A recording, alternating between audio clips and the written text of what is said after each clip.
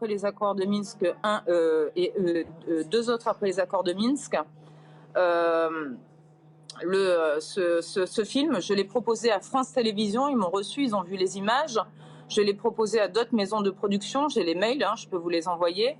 Le film a été en fait, ce qu'on m'a dit, ça ne nous intéresse pas. Or, moi, je savais dès le départ, que cette guerre civile, elle allait reprendre et que ça allait faire un carnage en plein cœur de l'Europe. Je l'avais dit au début du film, on est à 2h20 de vol de Paris.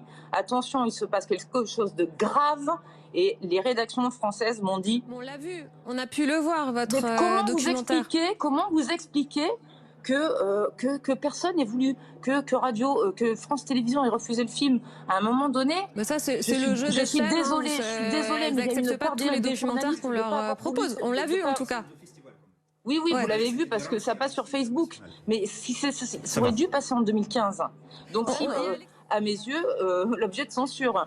Ça, je vous transmets... Alexandre, je vous transmets, je disais Alexandre Bonardieu, votre co-réalisateur est avec nous. Je vous transmets la situation au Donbass ce soir, en ce moment. Alors, écoutez, il se passe, j'ai le sentiment de revivre ce que j'ai vécu en 2015. Par contre, la population, elle, est très étonnée parce qu'elle me dit, mais c'est fou, les gens découvrent qu'il y a une guerre civile. Mais eux, moi, j'y croyais pas. En fait, je vais vous dire. Moi, je pensais que ce conflit allait rester givré, enfin gelé, ce que vous voulez. Je n'ai jamais imaginé que ça reprenne. Mais là, j'ai pu filmer 3 ou 4 morts, c'est ça. Enfin bref, dans Donetsk même. Ensuite, on est allé à Gorlovka. Là, on a eu 2 civils tués et pas mal de blessés. On a interviewé les médecins, on est allé filmer l'hôpital. Et ensuite, on est allé dans une ville. Alors, les Russes disent libérée. J'imagine que côté ukrainien, ils disent voilà, c'est l'invasion. Et comme je vous ai dit, moi, je suis pas pro-Poutine, pro-russe. Je suis comme la Croix-Rouge. Mon boulot, c'est de filmer les civils, quels qu'ils soient, peu importe leur appartenance politique ou nationalité. Ça, c'est pas mon problème. Et on a été donc dans un village qui a eu 8 jours de combat, je pense, intense. C'était bien lugubre. Ça a été récupéré par les Russes. Voilà, donc il y a eu des batailles là où je suis. Donc le Donbass, la zone dans laquelle je me trouve, il y a des combats maintenant pour des forces spéciales russes. Mais dans Donetsk, qui était déjà, qui fait partie, qui est un oblast, mais également une ville, on va dire, pour simplifier, la capitale économique de l'oblast, elle reçoit des frappes. Je dirais quasi quotidiennes. Le soir, quand on dort, on entend boum, boum, boum. La journée, quand on peut, parce qu'on est un peu partout, on va filmer. Donc, on capte et on photographie. Une toute dernière question. Je sais qu'il y a Liseron Boudoul de TF1 qui est dessus, donc il y a pas mal d'images de son côté.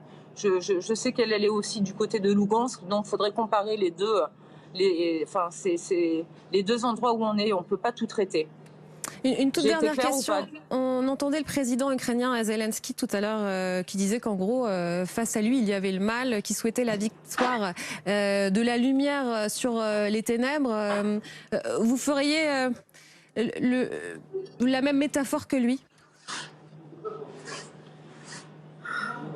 Qui a envie de voir des gens mourir, madame? Personne. Par contre, si je vais donner mon avis personnel qui n'engage que moi, et je pense que ça va choquer, il y aurait peut-être eu moyen pendant 8 ans, avec ces accords de Minsk, de trouver une solution. Ils n'ont pas été respectés. Et ici, les gens, je suis désolée de le dire, que je rencontre, n'ont plus envie d'entendre parler de l'Ukraine. Ils ont été frappés en 2014 par des hélicoptères de combat. C'est-à-dire que vous dites que ça justifie l'invasion russe, enfin la guerre déclenchée par Vladimir Poutine. Ouh là là, moi je suis pour la paix. Moi jamais j'aurais non, je justifie rien. Il n'y aura rien. Je dis juste que de ce côté, moi je suis de ce côté, donc je suis interdit de Kiev en 10 ans. De ce côté, voilà ce que je vous rapporte, les faits que je vois. Je ne peux pas vous dire de l'autre côté, mais de ce côté, je ne sais pas qui justifie, c'est qu'ils ne comprennent pas pourquoi ils auront été bombardés par leur gouvernement. Je ne peux pas vous en dire plus. Moi, je peux pas. Je suis pas dans leur peau. Je sais pas ce que ça fait de vivre 8 ans dans ces conditions. Ils ont eu 9 mois de blocus, de retraite bloquée, les salaires des... Oui. Une toute dernière question, enfin, c'est déjà ce que je vous ai dit tout à l'heure, mais je vous promets après, je vous laisse tranquille. Est-ce que vous avez l'impression d'être récupéré par les Russes? Quand même, Sergueï Lavrov qui parle de votre travail. On est dans une guerre de l'information. On est dans une guerre de l'information, donc tout le monde va récupérer tout. Chaque fois que je fais un film, c'est pareil. Le Haut-Karabakh, il a été récupéré. Les Gilets jaunes, c'est récupéré. Quand j'ai fait des films pour Girafe, c'est pour faire de la pub pour les Gitans. Ça, malheureusement, ça fait partie du métier. Moi, j'essaie d'être neutre, mais j'y suis pour rien. Je ne suis pour rien dans la réutilisation et dans la récupération de mes images. Vous connaissez comment ça se passe dans notre métier. Malheureusement, eh bien, on est récupéré et j'en suis désolée. Merci.